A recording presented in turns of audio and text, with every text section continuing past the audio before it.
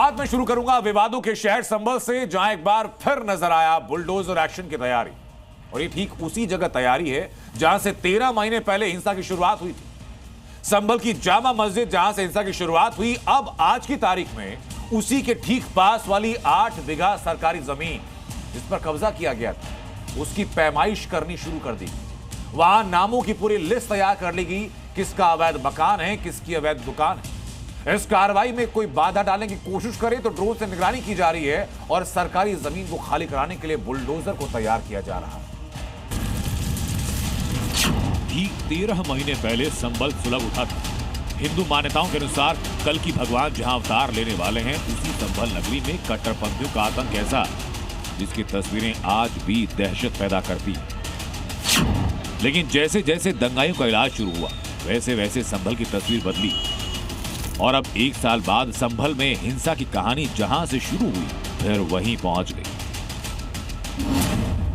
ये जो जमीन है 4780 स्क्वायर वर्ग मीटर में ये जमीन है और यहाँ पर कब्रिस्तान की जमीन, और ठीक इसके साथ शाही जामा मस्जिद आपको की तस्वीरें दिखाऊंगी, इसके ठीक साथ की जमीन है जहाँ पर कब्रिस्तान बनी है और इसके पर अवैध रूप से कब्जा किया गया है। लगभग 22 दुकानें यहाँ पर बनाई गई है और जिसकी शिकायत दी गई थी, शिकायत के बाद जांच के आदेश दिए गए और पीएससी आरएएफ के जवानों को तैनात किया गया ताकि किसी तरह की सुरक्षा में चूक ना हो।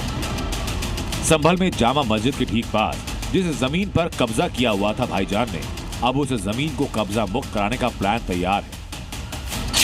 जामा मस्जिद के पास 8 बीघा कब्रिस्तान की जमीन की पैमाइश की गई। 26 लोगों की टीम लगी, जिसमें 22 लेखपाल और 4 कानूनगो। यहाँ अवैध कब्जा कर 22 अवैध मकान और कई दुकानें बनी। कब्जा गैंग ने 25 साल से सरकारी जमीन पर कब्जा कर रखा है। आरोप ये कि संभल हिंसा के दौरान इन्हीं अवैध घरों और दुकानों की छतों से पथराव किया गया।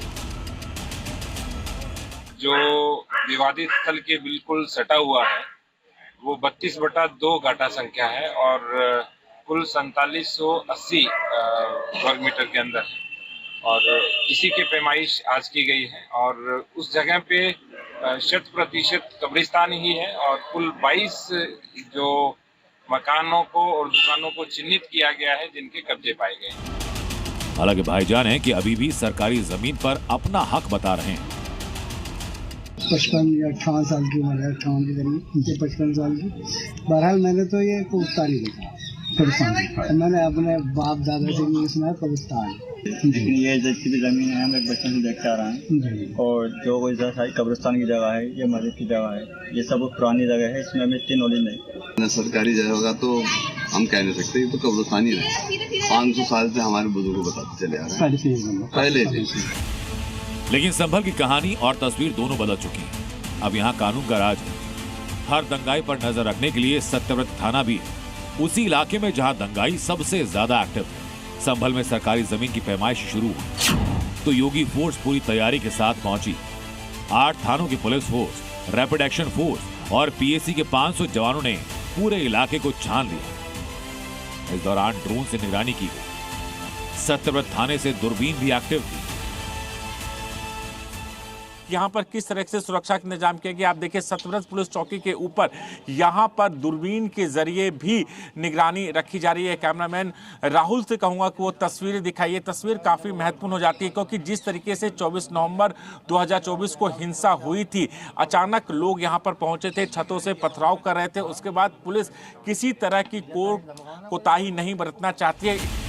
अब संभल की सरकारी जमीन पर कब्जा करने वालों की पूरी लिस्ट तैयार।